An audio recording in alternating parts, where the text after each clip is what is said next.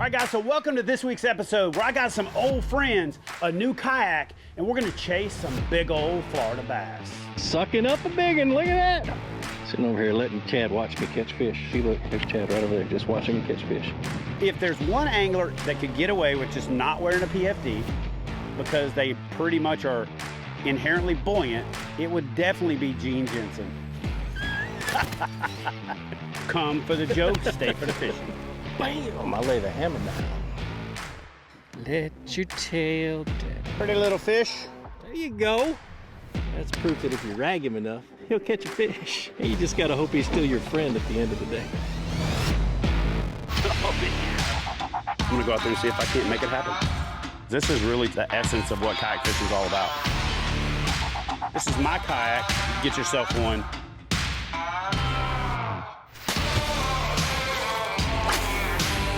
There he is. Yeah! Look at that tank! Fish on!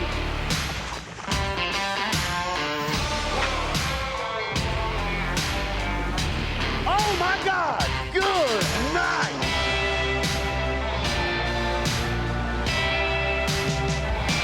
Oh yeah!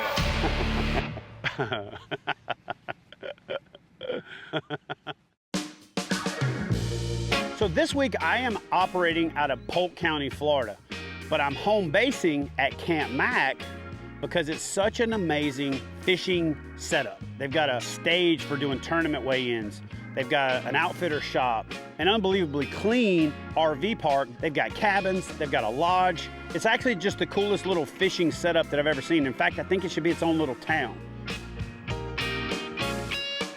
So to get things kicked off for this Florida adventure, I hooked up with my good buddy, Gene, the Flukemaster Jensen. There's probably not a better angler on the planet that you can hook up with to learn about fishing, because that's what he does. He teaches the world to fish. He does a great job of truly breaking fisheries down and dissecting them, and he does it both in stable conditions and what we've got here this week in ever-changing conditions. So it's very interesting to partner up with somebody that really has that level of knowledge and to put a game plan together to get out there and catch fish. That little pad stand and grass on the right, I caught a fish on the way out and on the way back in right there. Same fish? Nope. I would have thought the bucks would have been in here establishing already. If it gets as cold as they say it's gonna get, they may bunch up in this thick stuff. If we can be there when they first move up, they're nasty. Yeah. Like they'll hit anything. And a spinnerbait bite over there is a shame. It's so good. Bass are really moody. Some days they want things fast. Sometimes they want things slow. You just gotta play around with stuff until you get bit and then try to dial everything in. To me, that's the joy of bass fishing, is just that, figuring out the puzzle. See if we can't catch something up here really, really shallow and in this thick stuff. There's one. Nice. Barely got a hook in him. Right out the gate, son. What'd you catch that on? A jackhammer is what I caught it on. A jackhammer? Look at that one. Ah, first fish of the day. Eat that thing. Man, that's a good start. I just slowed it down just a little bit, and evidently they're not in too good of a mood to hit it hard, and he just kind of grabbed it. Go tell your mama and your big sister and your fat aunt we is ready to catch them. You know, growing up, I didn't have a brother. I had one sister, and after spending 20 years in the military, I learned that you do have the ability to establish family-like relationships with people that aren't blood kin. Caught him. And I consider Gene, you know, kind of like a brother from another mother. So when we get out there and we start fishing, it's gonna be competitive. There's gonna be some jabs thrown. There's gonna be some digs. Now, I'll say this. Gene has the knack for catching big fish. And I like to catch big fish as well. But it's really hard to catch big fish when you're fishing behind the guy that, even though my last name is Hoover, fishes like a freaking vacuum cleaner. Sucking up a big one, look at that. Sitting over here letting Chad watch me catch fish. See, look, there's Chad right over there, just watching me catch fish. Just watching. You get that one on a chatterbait too? I think I'm gonna sit here and watch Chad so I know what not to do. Sounds good, except you've caught all your fish doing what I'm doing. Oh! Chad done found him one. Pretty little fish. There you go. That's proof that if you rag him enough, he'll catch a fish. You just gotta hope he's still your friend at the end of the day. There he is. It looks like things are about to heat up. There's lots of activity in shallow water now. But we're gonna take a break. We'll be right back with more kayak bass fishing action. Then we're gonna snatch some big old bass.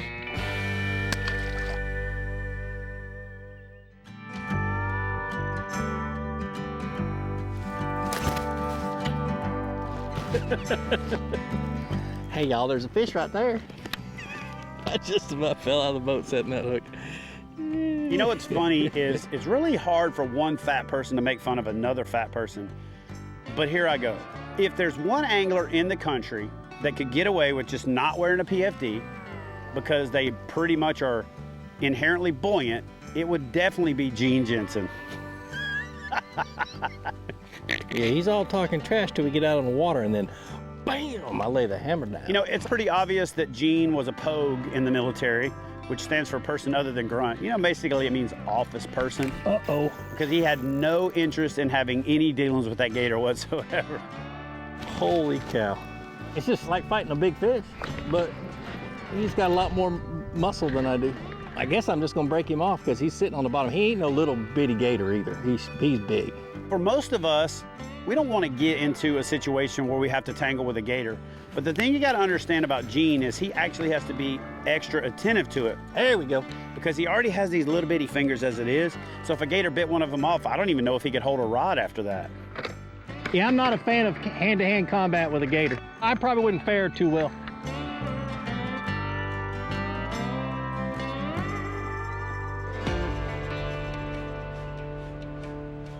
Nope, not my idea of a fun time. I'm gonna keep fishing. Try to get that out of my head. You know, growing up, two of my favorite things were hunting and fishing. And the only thing I like better than hunting and fishing is combining the two in hunting for fish. And that's what I really love about this time of the year, when these fish are starting to move shallow, the pre-spawn's happening, the fish are starting to make beds, all those things are happening because you truly are hunting for fish. I've been trying to talk myself into throwing this all day, and on the second cast, I catch a fish. And they call it the hunt for big bass. That's definitely what it is. And when they start to move up shallow like this, it's legitimately hunting. There's one. Now, what I've found out is that these fish, most of them are out here kind of in the open, but on scattered cover. And so what I'm doing is I'm going around and I'm throwing this chatterbait, but I'm not burning it, I'm not going one single speed. I'm kind of working it through that stuff, and as I bump things, I just kind of give it a real quick half turn of the handle, make it sputter up, and then come back down, and that's usually when I'm getting bit. Pretty technical, but it works. And once you figure out something that works, you just stay with it until it doesn't work anymore. Bro! Man, oh man, oh man. 18 and a quarter is what it looks like. Not a giant, but a dang good one. Right outside this grass line right here, there's a good drop off. And that drop off has got grass on it according to my graph. So I'm gonna ease along with my pedal drive along the grass line and casting out to deeper water. And we'll see if I can't just make some magic happen. This is what we like to refer to as the golden hour.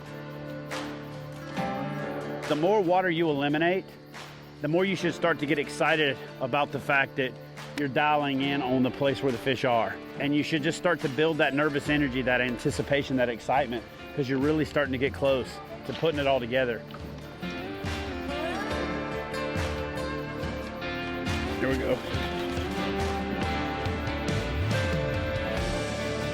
Anytime you get a bass that hits a crankbait and they get both hooks sideways, they really want it. They're wrecking that bait.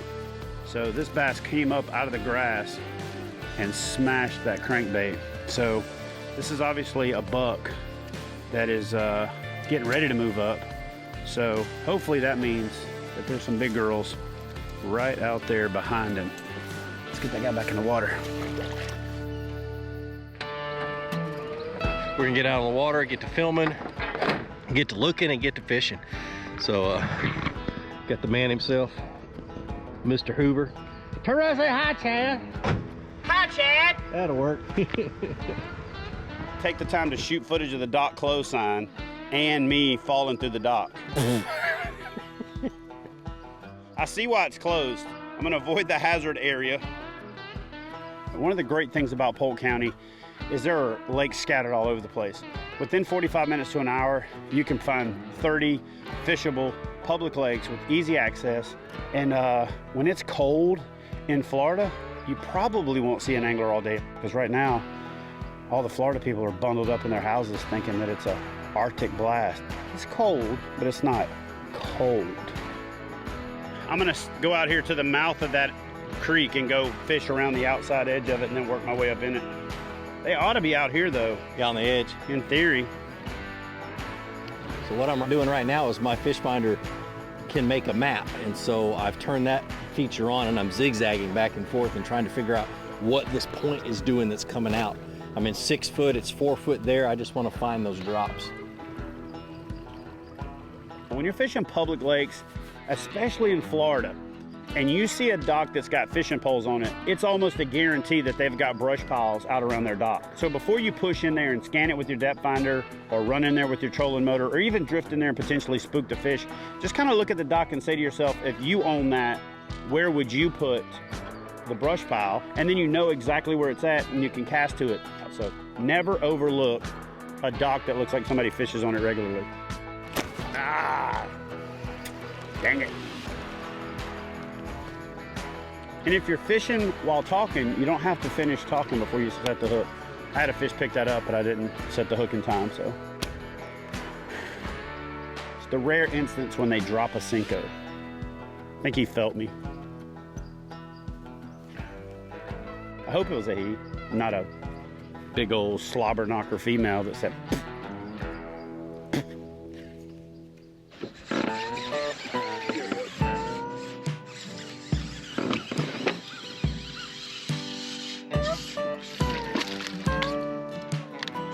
well, these fish are up shallow, even though it's cold. 2 foot of water, chewing on a spinnerbait.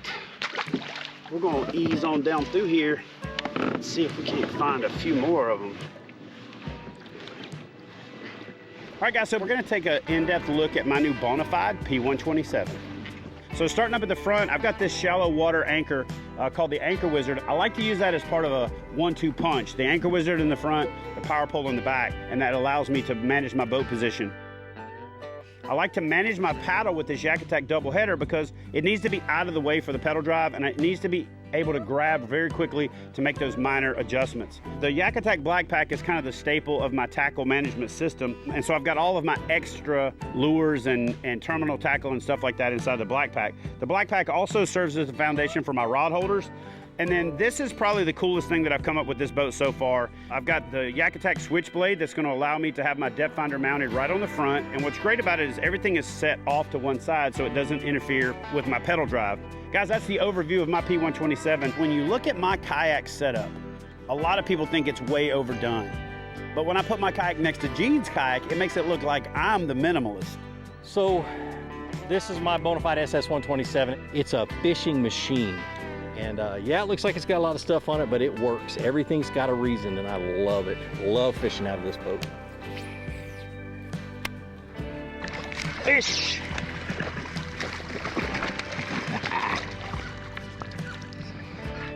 Not a big one, but that's the first one of the day. And I'm not even gonna tell you what time it is, because it's been a long time. One of the things that I like to do when I want to force myself to slow down is to put my power pole down a little bit so it creates just enough drag to slow me down. And if I start going too fast, it'll wobble a little bit to let me know, hey bro, slow down. So because this water is still relatively cold and the sun hasn't got up yet and these fish aren't that active, I'm trying to slow down and see if I can't find a big old slaunch laying out there deep. Here we go. Oh yeah. A little better fish. All right, guys, so there's a lot to be said for the time on the water. There's a lot to be said for preparation. There's a lot to be said for all of the things that we've talked about in this episode. But just like in that locker room hype session that happens right before a team runs out there to take the field, little guy, now it's time to take the field. Stay tuned, I think you're gonna like it.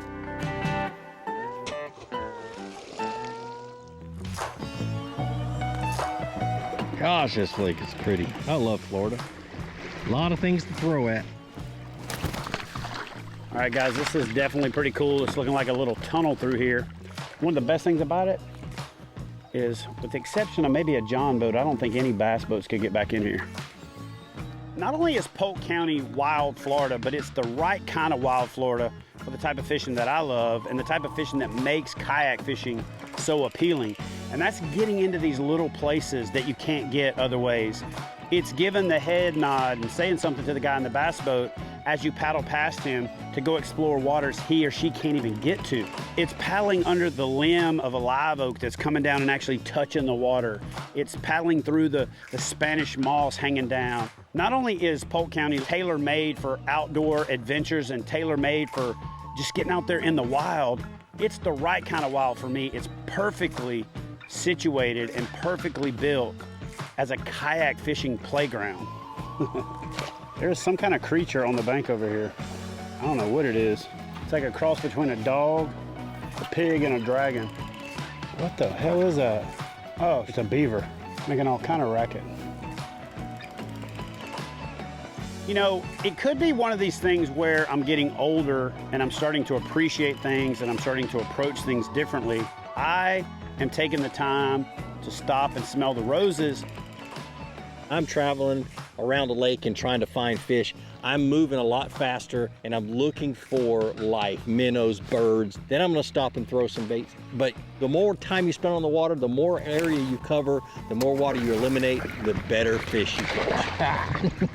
What I'm doing right now is I'm just trying to figure out these fish and trying to find a concentration of them, switching between baits, trying to figure out if they're in a different mood while I'm trying to talk around roosters and that kind of stuff. But the fish are going to be in a different mood every single day. Dang, roosters are going to drive me nuts. Is this hydrilla? Is this hydrilla? Please be hydrilla. Ah, milfoil. If everything works out right, and this is a lot like some of these other canals we've gone up, this could be the magic. Like, it could be what the kids these days call the juice. You know, when it comes to catching big fish, you can catch a big fish and get lucky doing it. But to consistently catch big fish and to do it no matter what the conditions are, you really have to have a system, a process of eliminating empty water, finding productive water, but not locking yourself down to any one particular pattern until you've really taken the time to assess the whole situation. One of the things that you need to do to consistently catch big fish is you need to consistently take all of the factors into play to give yourself the best possible chance. You know, luck is a funny thing. People say that luck is where opportunity meets preparation, and there's no time during the year and there's no place in the world where that's more prevalent. When you've got this many lakes, this much water, and this many opportunities, you know, luck really does favor the prepared. Look at that. All right, guys, so let me set the table for what we got going on right here. I got a chatterbait tied onto this rod that's gonna imitate a brim. Okay, a dark color, but I got a little flash on the bill.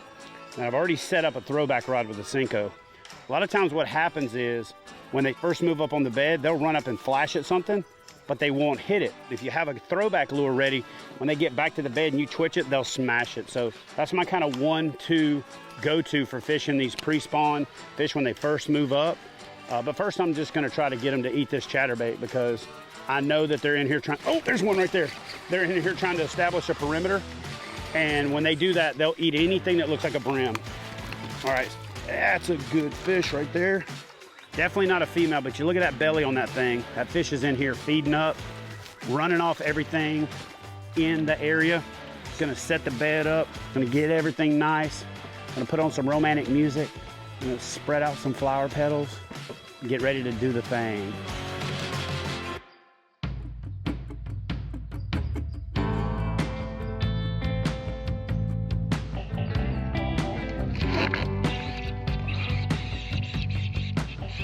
Man, these bucks are super aggressive right now.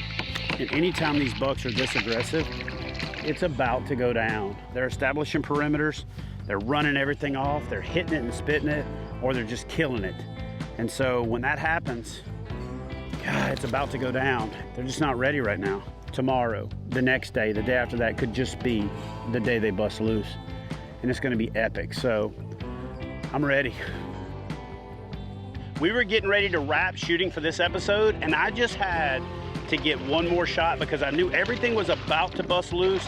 The males had moved up, but the females just hadn't showed up yet. And boy, did it ever turn on, and was I rewarded with that donkey that you come to Central Florida for. So plan your late winter, early spring trip to Polk County, Florida. I promise you, you'll have a shot at a monster bass too.